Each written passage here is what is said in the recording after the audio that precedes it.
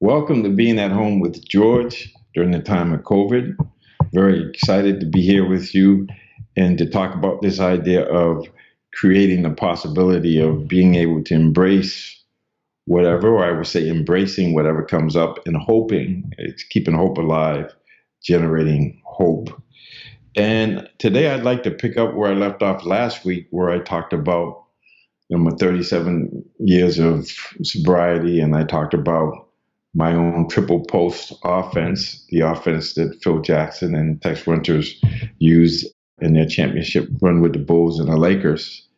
And last week, I talked about the three parts of the triangle: recovery, unity, and service. And I focused on service last week.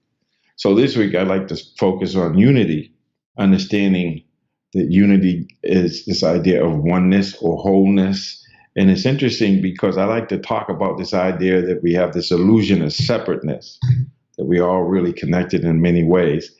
And it's very seldom that we have an experience of this unity or this getting beyond the illusion of separateness. And I can recall it coming up on the 20th anniversary of 9/11. During the 9/11, you had people who got beyond the illusion of separateness and were running into buildings and trying to be of service, even though they were putting their lives on the line. But there was no Democrat, no Republican, no male, female, no Muslim versus Jew. We got beyond this illusion of separateness. And then several years later, roughly about 12 years later, when we had the Boston Marathon bombing, it was the same thing. You had people running towards the explosion, not away from it. And then even further still, I don't know how many years it was, but there was the fires up in Northern California. And I remember this one serviceman went in to help his family, and he perished in a fire. And so you had a lot of acts, whether it was Katrina or any of those, Sandy. You had people who put their lives on the line to help, and they go out and rescue people. So we know what that feels like. We know what it looks like, but it's not very common. And when I think about my own recovery, when I think about my own development now, I realized that what I had to do is I had to get beyond this illusion of separateness between the mind and the body. And so I started understanding that there's four dimensions to being a human being. And one dimension we get, which is the body or physical. Then there's the mind, which is mental. And then there's the heart, which is emotional and social. And then there's the spirit or the soul. And so for me, I had to work on, especially going back then, four aspects of being. I had to exercise those parts so that I felt like a whole person. And I had a feeling of unity, oneness, that I was at my best. I could perform at my best when there was a unity of mind, body, heart, and soul. And so when I relate to myself and I leave out any one of those aspects of being, I leave out the body and have the mind, the heart, and the soul or spirit, or if I have the body and I leave out the mind and the heart and the soul, if I leave out any one aspect, then I'm relating to myself as a thing. And then I'm capable of self-hatred, being critical to myself, all sorts of things. And so when we look at ourselves as human beings and how we relate to others, it's the same thing. If we relate to another person and leave out one aspect of their being, maybe they like their body, but we don't like what they think, or we like what their body and what they think, but we don't like their emotions. Or maybe we like the body, the mind, and emotion, but we don't like their religion.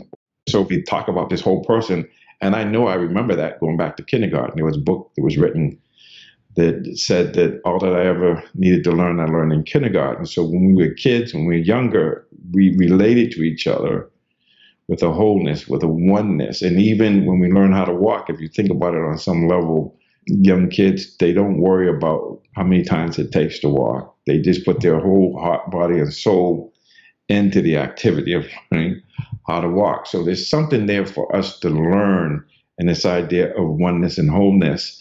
And we shouldn't have to wait to a disaster before we decide that we're going to get beyond the illusion of separateness and connect and put our lives on the line to support others, because we actually feel that I and the other are one.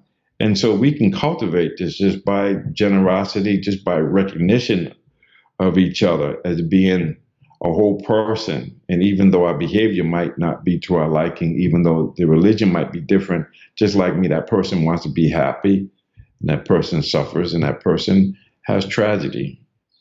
And so if we can get to that point where we can start seeing each other and connecting with what we have in common and recognizing that we're not things, we're people, and we need to relate to each other with this unity, because without the service aspect of my recovery and not seeing the unity and the fellowship, not just the fellowship or whatever 12-step program I was in or whatever religious denomination or any of the other identifying factors or groups that we get into, that we have to understand that it's the whole is greater than the sum of the individual parts. And you don't win championships, you don't get to an elite performance athlete or elite team status or elite business status without having a lot of people that are unified and aligned with the purpose and that are relating in ways of integrity and generosity, meaning that people were willing to sacrifice.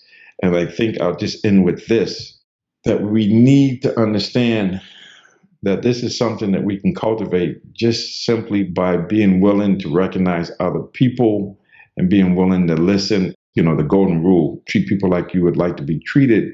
So when we listen to people, we can really listen to what they're saying rather than listening with our viewpoint and not hearing what they're saying. So this idea of being able to recognize self and other, this ability to being able to listen like we want to be listened to, and this idea of serving each other, that I have to take care of myself or I have to be selfish before I could be selfless and be of service. And that what's really helpful is the gratitude and reflecting on times when we were feeling that unity, that wholeness, that oneness of spirit, mind, body, and heart and soul. I have felt this sense of unity on multiple occasions in my recovery, especially when you go to a meeting and you're a newcomer and people embrace you.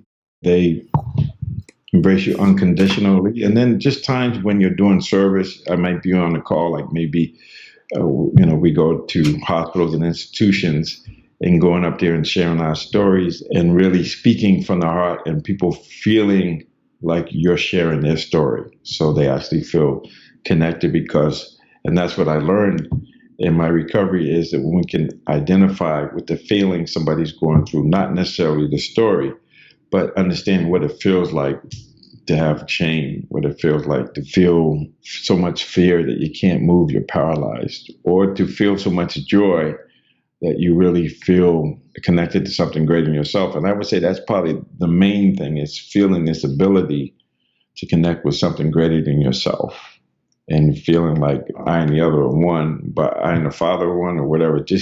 And to me, it's like being in flow, the zone. When you're in the zone of flow, you're not there. There's nobody there, but there's a unity of purpose and action and intention, and the results is just amazing. So that's one of the obvious experiences of feeling in unity. And I have flow experiences a lot. So it's when I'm just out there and I forget myself to find myself, or I'm just serving, and feel like everything's whole and complete. It just feels amazing.